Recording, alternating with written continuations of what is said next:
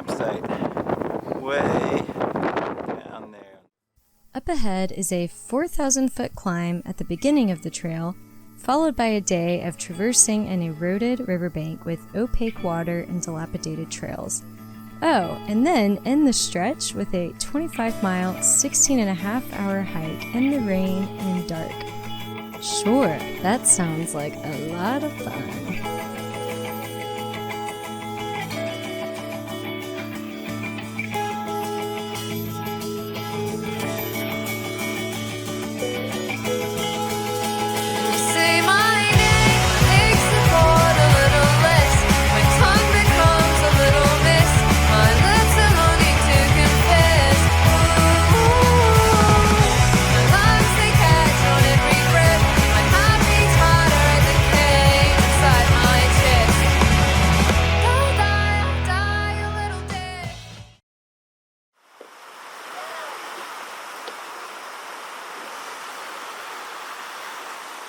So have I told you lately how much we love our new packs? Shout out again to Fiordland Packs. We picked up our new packs in Wanaka and did a third shakedown of our equipment to get all of our important goodies to fit. After a 0 day, we hit the trail again towards Ohau via Hāwea, the Timaru River track, and the Ahuriri River crossing. And we got reunited with Jane. Man, it wasn't the other men, 'cause there were other women. This just isn't love. It's just the remorse of a loss of a feeling.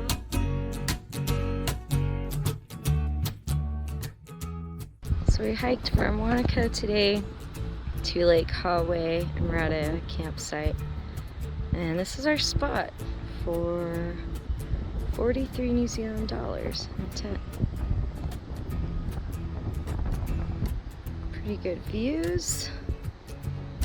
There's our tent. Let's see what Jeff is doing. What are you up to? Reading. Read anyway. Okay. We're gonna get dinner soon. Pretty stoked. Tomorrow's supposed to be really hard. So, we're gonna fill up our bellies, get good sleep. See y'all tomorrow. This just isn't love. Just the remorse of a loss of a feeling. This is our last hurrah before the deadly incline. We shall see if we survive. So our last name is spelled differently. I like that house. With immigration to the U.S.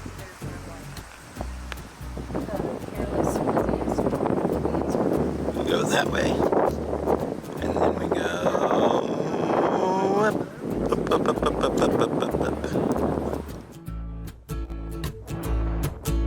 We're both at fault. We're both to blame. Man, it wasn't the other men, 'cause there were other women. This just isn't love. It's just the remorse of a loss of a feeling. Even if I stayed, it just wouldn't be the same.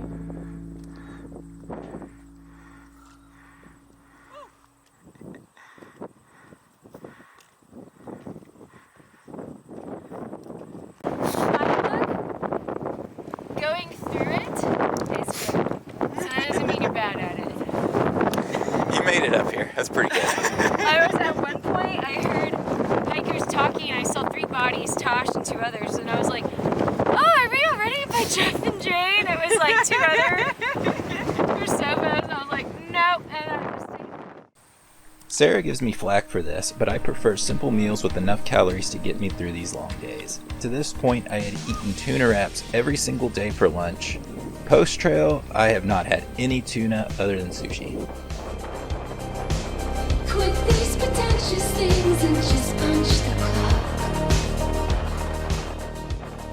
Looking back, I think NoBos get stuck with all of the rock climbing-esque parts of the trail, which honestly I prefer over having to shimmy down these steep slopes. We got relatively lucky with dry weather during these portions for us. A wet day can definitely make these sections impassable and delay your journey. The city lights shine. They're calling at me, come and find your kind. Sometimes I wonder if the world's so small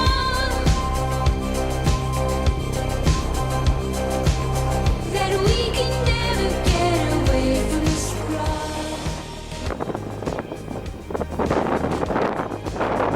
It's our campsite.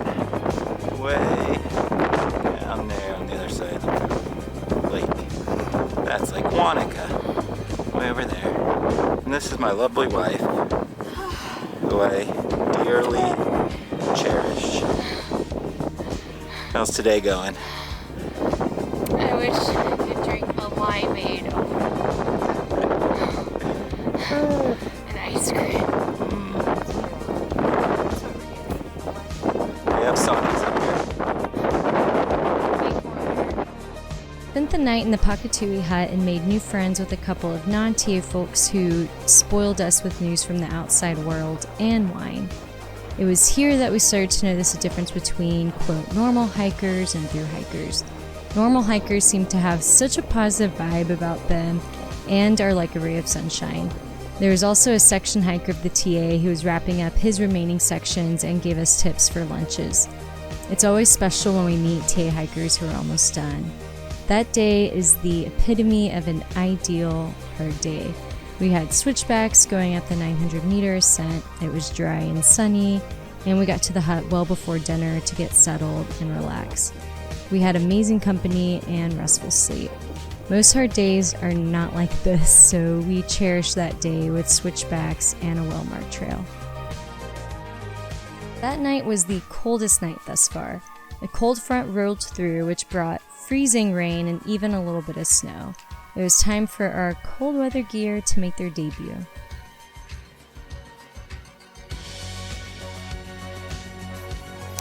Here is our lovely hut for the evening. We are at Stody's hut. Looks like it was built quite some time ago.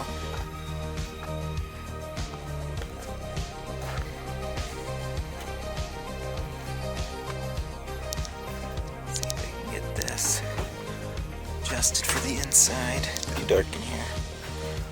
But no real floor, just some tarps. 6-person bunk. But do have a fireplace. That's exciting.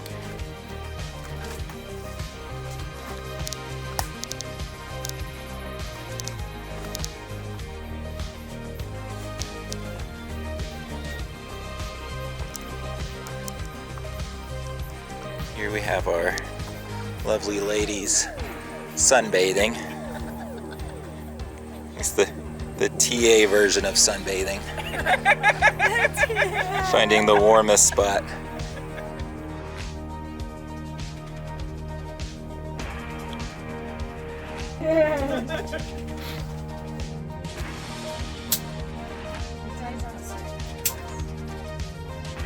And now we have the descent into the Timaru River. The day started with a restless sleep on a cold night in our least favorite hut. We had made it a mile when I realized I left my hat in the hut. Sarah waited for me as I ran back to grab it. Luckily, it was still there hanging. The river itself was like nothing we had seen thus far. It was ice cold and had an opaque silver hue that we could not see through, which made finding our footing extra difficult. Also, our primary method for water purification was our UV wand. Unfortunately, it stops being effective when used in extra murky water. So although we were around water for the entire day, we would have to search for side streams with a clean flow to fill our water bottles up.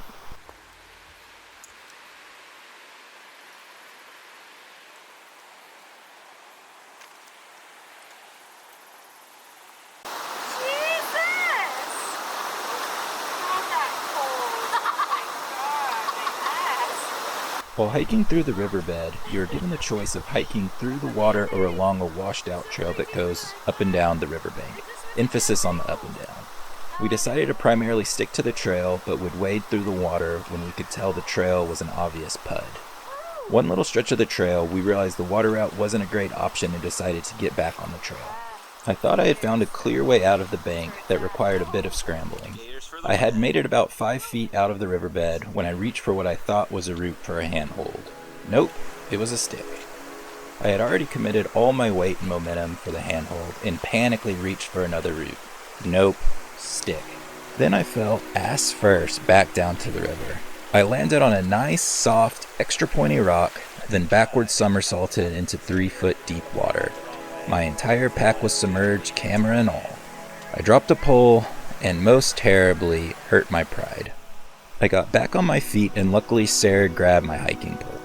When I got to dry ground, I quickly took the camera apart, took the battery out, and prayed to the Sony gods that the circuitry wasn't damaged. We ended the brutal day just as it got dark at the top Timaru hut. In the end, we covered 8.5 miles in about 12 hours, which ended up being our slowest day on the entire TA. Today has absolutely sucked, but it's pretty, at least. Right, Tosh? Yeah, it's gorgeous. Does it make up for the shittiness of today? Maybe. How's it going over there, Sarah? Oh, my arms are spent. Word. My calves hurt so much. It's like I can still feel my calf hurting when I'm standing here. Do you think the view makes up for the shittiness? There's no water by this hut, but they did supply rain boots to cross this dirty stream to get to the clean water. That's nice. The day after the Timaru River, we were treated to a gorgeous, well-kept trail. Though it did have quite a bit of elevation gain, it was a welcome relief. Love is like a ghost in the distance out of reach.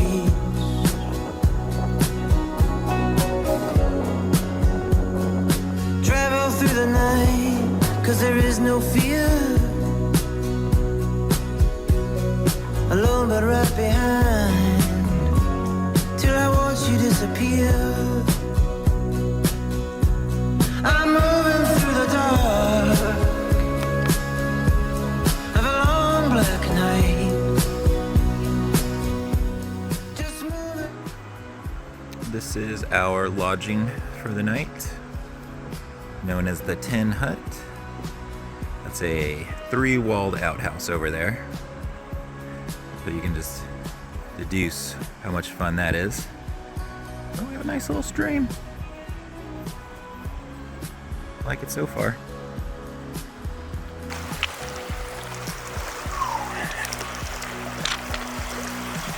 Ooh, wait!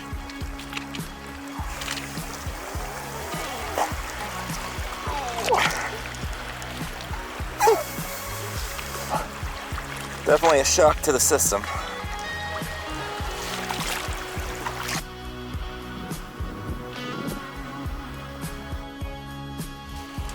This is what the cone trail looks like sometimes. As you can see, You can like stumble along that part. it's not a trail. You don't have to follow it when it's like this. You might do this part. This is awful.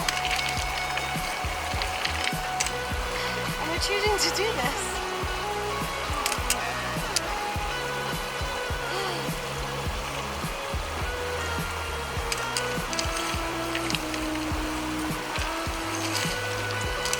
It's like surfing.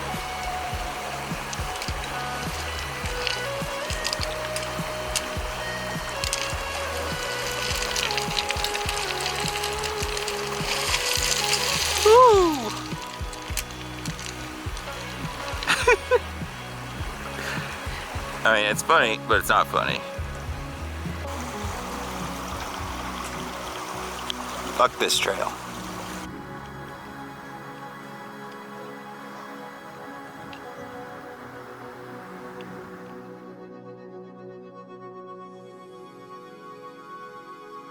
So, as you know, we're going northbound, which is not the most common direction. The default's NoBo, the popular direction. We were coming this way. This is also a prime example of a PUD, pointless up and down. We saw markers that led us down this hill, okay? And the markers took us this way to go up this hill. But if you're a NoBo person, there's these beautiful markers where you never have to go down the hill. So, no offense, TA organizers, people who put down markers, but we just don't understand why those were there. Like if it was a practical joke, maybe? The trail is directionist. Because it felt like a really mean joke. I honestly reckon that the people who organised this decided that we'd been walking flat for 1 kilometre too much.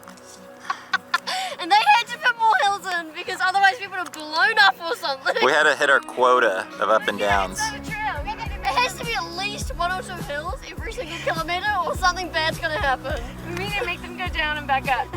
Just because. TA, fucking great. We need binoculars. That's what you need. Binoculars to really...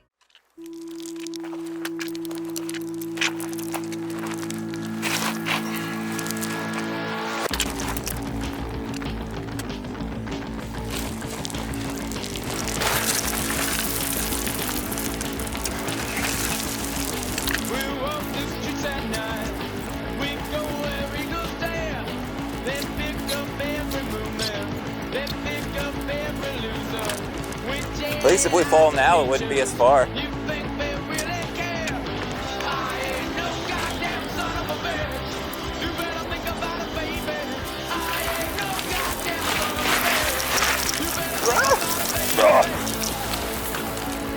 I'm alive. Fine. Just happy I didn't fall into the thorns.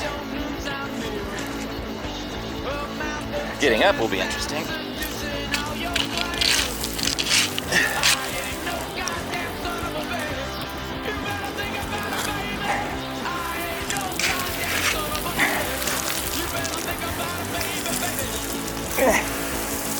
Oh my God.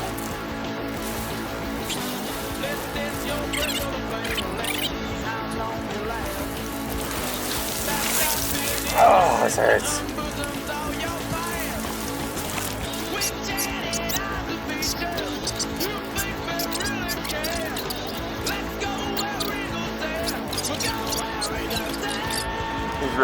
These rose thorns are just cutting me up.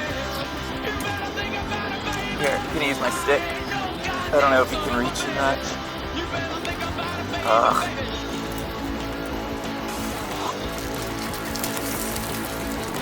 Okay.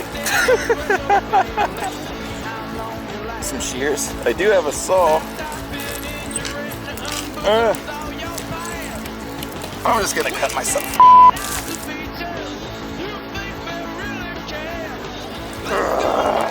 Can't see.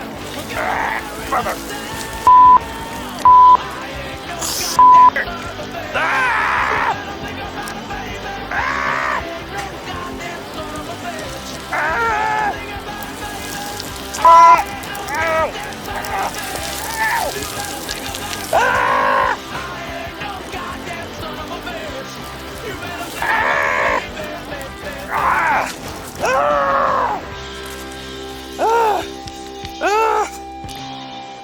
Ow! Oh, that was fun. Oh. Thank you for the falling in the river. Well, I stayed dry, so that's plus. Do you not need the second pole?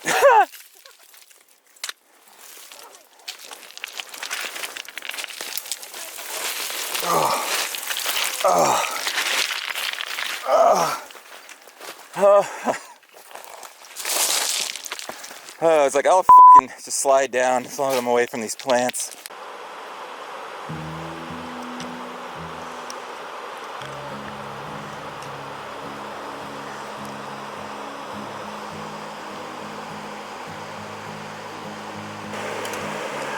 Legs look a little red. That was fun.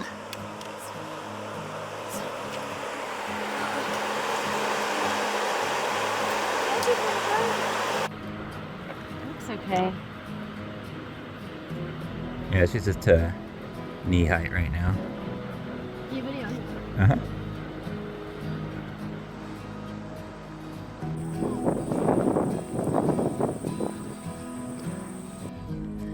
$500-kilometer mark. Yay.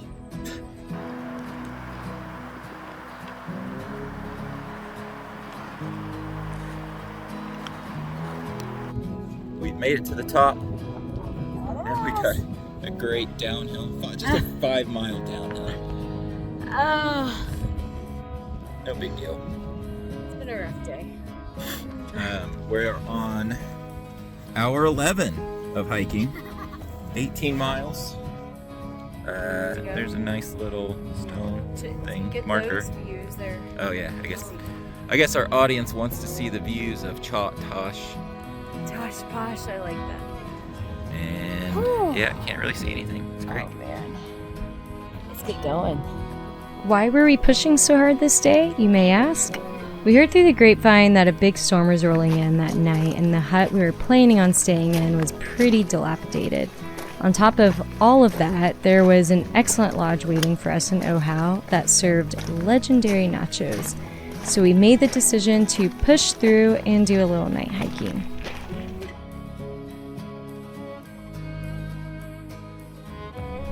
Hi, I'm Jane. I walked parts of the TA. Yeah, this summer. It was, I think, really good and really bad at the same time. I started it because I essentially just wanted to see if I could do it. Curious, yeah, how far I could push my body. And at the end of the day, the trail, it did break me. I got helicoptered out. But I don't regret having done it. I loved those one month and a half roundabout it was on the track. I met really awesome people, and I think I was really surprised by the generosity of people. On my third day when I walked to Riverton, a man on his motorbike or cross bike, I'm not sure how I called it, came by and was like, "Hey, how are you? Is everything okay?" And then he offered me his caravan for a night of sleep, and it's just super generous. And at the end of the day, he gave me food for dinner and got me to the grocery store, which was essentially closing any minute now. And it was just super nice. Yes, I think I would do it again. I would just have to prepare way more, because I always feel like it was sold as a hiking track, and it isn't really a hiking track. It's hiking and rock climbing and scrambling and walking through rivers. I mean, I knew the last part. But all of it combined, and sometimes in like one day, it drove me to my limits. But yes, I loved it. Oh, awesome. Thank you.